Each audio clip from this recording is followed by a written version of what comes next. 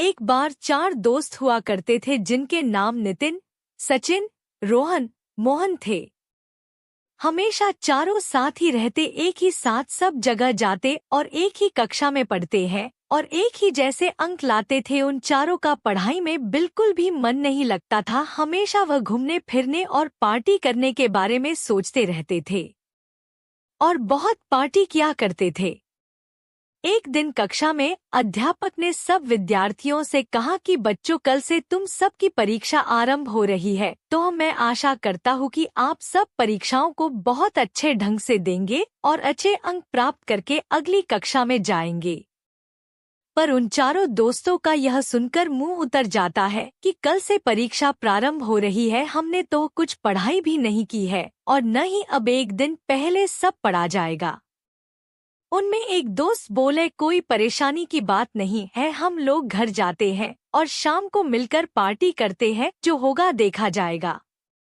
सभी दोस्तों का मुंह खुशी के मारे खिल उठता है। सबका मन पार्टी में जाने के लिए उत्सुक था। फिर शाम को सब एक जगह इकट्ठे हो जाते हैं और पार्टी शुरू कर देते हैं। पार्टी में खाने को पीने को बहुत सारा अच्छा सामान होता है और चारों दोस्त मिलकर खूब पार्टी करते हैं।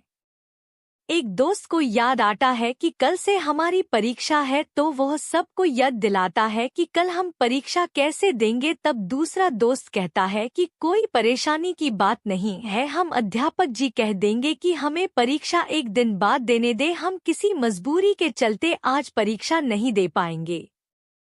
सभी दोस्त इस पर हामी भर देते हैं।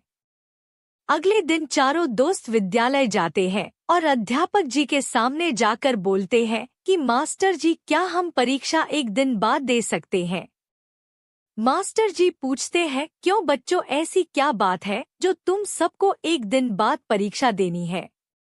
तभी एक दोस्त ने कहा कि मास्टर जी, कल सोहन का जन्मदिन था तो हम सब वहां गए थे उसको जन्मदिन की शुभकामनाएं देने।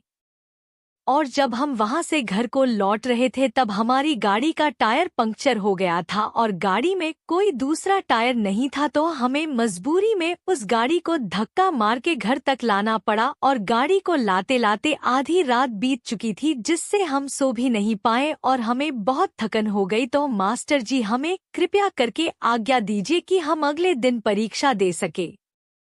मास्टर जी ने उनकी मजबूरी समझी और अगले दिन परीक्षा के लिए आज्ञा दे दी और कहा कि कल परीक्षा अवश्य दे देना। अगले दिन जब चारों बच्चे विद्यालय आए तो मास्टर जी ने उन चारों बच्चों को परीक्षा देने के लिए अलग अलग कमरे में बिठा दिया ताकि वह बच्चे नलल न कर पाए। डॉट और प्रश्न पत्र में केवल 2 ही प्रश्न दिए। पहला प्रश्न कि तुम्हारा नाम क्या है और दूसरा प्रश्न की गाड़ी का कौन सा टायर पंक्चर हुआ था। अब चारों दोस्त गहरी दुविधा में थे, करते भी तो क्या, इसलिए सबने अलग अलग उत्तर दिया।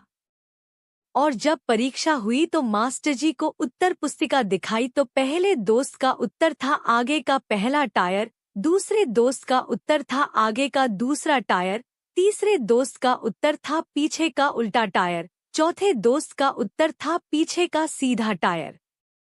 तब उनकी उत्तर पुस्तिका देखकर मास्टर जी का शक यकीन में परिवर्तित हो गया।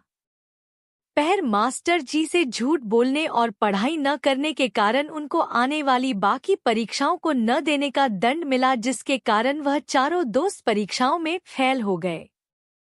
शिक्षा: अपनी पढ़ाई को गंभीरता से ले, कभी झूठ न बोले, अपने शिक्षकों का सम्मान करे।